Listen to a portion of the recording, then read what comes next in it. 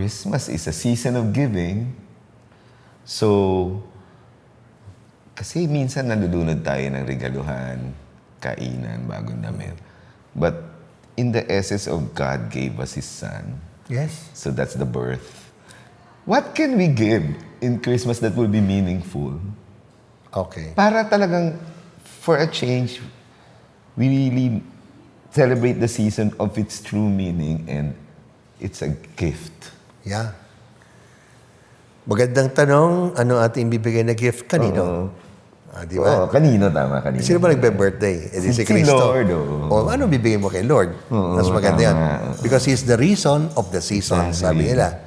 So what does the Lord want from you? Sabi niya, I want your heart. Because if I could occupy your heart, give me your heart. Di ba sabi mo? Ano ba yan? Come to me, all of you who are laboring. And I will I'll give you rest. Gusto mo kantahin ko? Yun eh. No? Give me your heart. Because the heart is the very seat. Ito pong sentro ng pagkatao natin. Ano bang ating isinasa puso? Ano ba yung ating talagang mahal na mahal na mahal? Kasi sabi nito, pag minahal natin si Kristo this Christmas, itong regalo natin, ang puso natin para sa Kanya, at isa sa puso natin siya. Nako, ang ganda po nito. Maybe you could say, for the next year, mamahalin ko si Kristo. Di ba pag mahal mo isang tao, o na-attract ka sa isang tao, no? Sabi mo, wow, galing ng mamang yun, Pati, pega ng number ba, sir? Di ba? Oh, ang ganda ng babae yun. Ano ba number mo, di ba? Pwede ka mandalawin. Bakit? Kasi hindi lang dalaw, pero gusto kita makilala. Gusto mo siya makilala. Mga kapatid, that's the best gift you could try. Know Him. Because this is eternal life. To know Jesus, the Son of God. Bakit? Kasi pag na-value ko talaga ang sino tong Jesus na naging tao, alam mo, eventually, iba-value ko bawat tao. Ano man ang pinagdadaanan, ano man ginawa ng tao nila. Ano mang estado nito, I would value persons. Kasi ngayon po, ang mga tao, numbers lang Oo.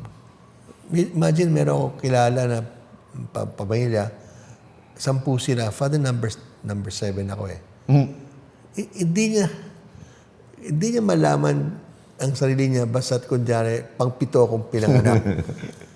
Whereas, ano relasyon mo sa mga kapatid mo? How would you introduce yourself? Number 7 po ako sa 10. Di ba? So, we are numbers. Pero maganda po yun, sabi nila, paano nalaman ng shepherd na may nawawalang isa, 100 yun? Oo nga. Di binilang niya. Di ba? Andali doon sa woman that lost 1 coin out of 10. Bakit siyam na lang to, di ba?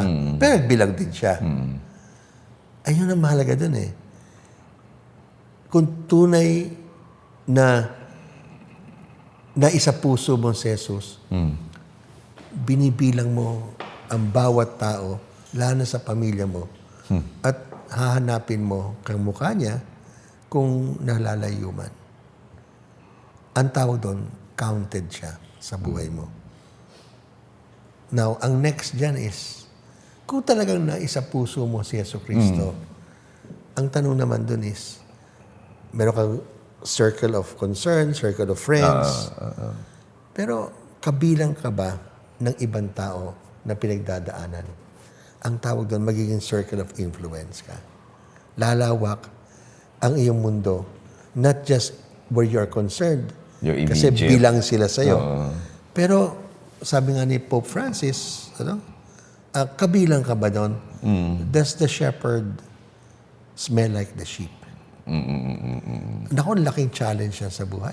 Mahirap yun. So just imagine Christmas mo ngayon, no? 2025. Pagdating ng 2026, talagang kabilang mo, ang counted sa'yo ang pamilya mo, napalapit sila. Tapos, nailapit mo rin sa Diyos ang iba pang tao. Napabilang sila. Kasi sa tingin mo, kabilang din sila sa gawa ng Diyos. Could you just imagine, itong ating kiyaw-kiyaw sa politika? Takes one person, the power of one. Oo, true. And what made that power? Not me. Christ gave me that power to think of myself as bilang sa Kanya, and His attitude na there are other sheep.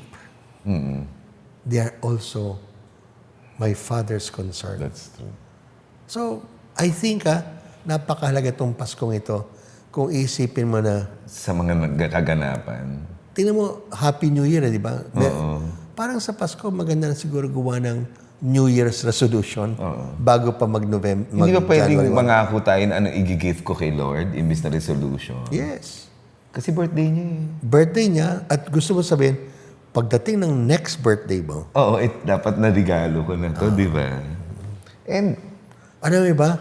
Pinaghandaan ko yung buhay ni Kristo na 2033 na. yung pagkamatay niya, mid-2000 years na since 33, no? namatay ng heroes to the So, well, we celebrated 2,000 year of His birth.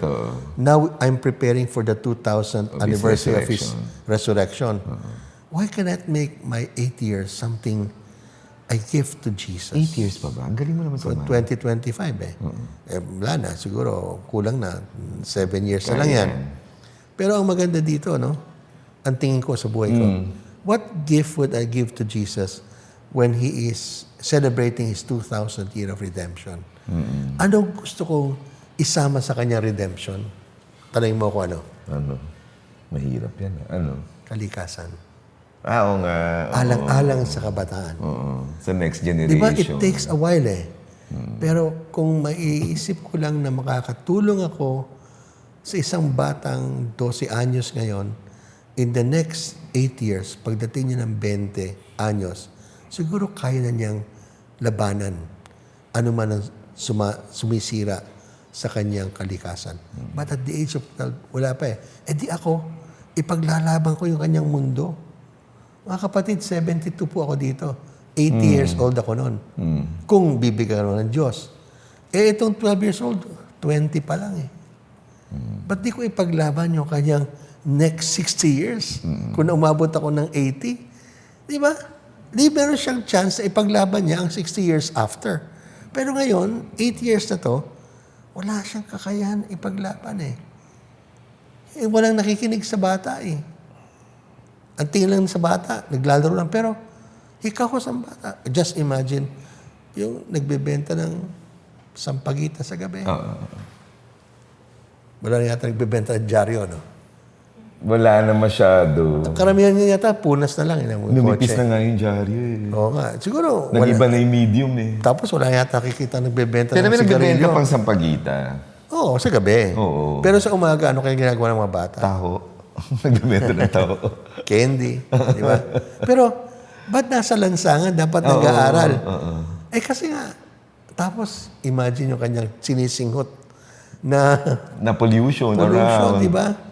So, I was just thinking na, Lord, give me some more years. I'll try to help this child have a fighting chance. Have a good earth. When that person, Have a good earth this around person, him. may fighting chance, ilaban ng kanyang kalikasan. Oo nga. For the meantime, ilalaban ko para sa kanya. That's my gift. So sa akin, whoever is the child, whoever is the 12-year-old, doesn't matter to me, but it's a child. And so if it's a Christmas, like, if the child deserves a gift who is Jesus, who is that Jesus child? For me, it's a 12-year-old. For Don Bosco's sake, ang gusto ko kasi yung hahanapin mo yung tupa. Among the 100, kulang na tayo ng tupa. Na magre-regalo kay Lord ng mga okay. kapwa ko tupa at kaamoy ko na manatili sa fold, sa plaque. Kulang na tayo ng pare. So magsusumamo ko sa ating viewers na ang mga seminarista, there's a cost. They left their families. Hindi naman may gastos din ng edukasyon. So let's adopt siguro din natin makatapos yung mga seminarista ng pag-aaral nila sa Don Bosco kasi walang ibang tutulong kundi tayo. So baka magandang gift kay Lord is to give Him a gift of more shepherds for the next generation. Correct. So makikita niyo po sa aming website yan kung paano mag-donate sa Seminarian Path. I think this is the time na we think of other gifts and we give it to the Lord. And also yung sa aming website, makikita nyo, give it to the environmental Oo, the advocacy. Laudato Si Fund. Oo, eh. Kasi I still believe na maganda yung sinabi po sa akin. Instead of calling pastoral ministry, di pampare. Ba't ang dami-dami pwedeng tumulong, di ba? Ministry means to serve, no? Tawagin mo missionary. Missionary. Instead of just a pastor, let's create missionary sense sa mga tao. Galing. Oo nga. I met one. Isang seminarista namin, 4th year, ginagamit niya ang social media sa Indonesia. 300, hindi lahat Katoliko, karamihan Muslim. Bago pa siya magpare, may isang tao na nagsabi sa kanya, Brad, pag naging pari ka, bibisitahin kita sa ordination mo. Kasi gusto ko magsimula ng katikumenet. Isang Muslim. Ang ganda. And now, dito pa lang sa kanyang social media sa Pilipinas, taga-Indonesia siya, misyonero ang tingin niya sa kanya sarili. Hindi pare, misyonero. Galing. Or Diba? evangelizer naman tayong lahat, di ba? To spread, to share the good news. Kasi lahat ng tao may mission sa buhay. Kung lahat ng tao may feel na meron siyang mission, gagampanan niya ang alang-alang sa pananampalataya. Siguro, dahil ang ganda na napunta ng usapan, baka ang ihikayat natin, anong iririgalo nyo kay Lord sa birthday niya? Yes. Please keep that in mind. And sinabi mo nga, alam naman natin ang hangad ni Kristo. So let's give Him that. Mahaling sarili mo rin naman, magbalik loob ka. Among other things, sa kapwa mo, di ba? Wow. O sa kalikasan nga. As you said, you might say, I'll go to a certain orphanage. Oo. And I'll say, sige, yung kanyang books for the coming Sagot ko na, di year, ba? sagutin ko. Saka yung sinabi mo, nalilimit tayo sa circle lang natin of love. I-expand natin yung mga tupa na pareho natin. There are a lot of people who need help now. Correct. Yun ang gift natin kay Lord. Right, sure. So, The best. have a gift-giving, meaningful Christmas. And keep on asking Theo. And like and share. Merry Christmas! Merry Christmas!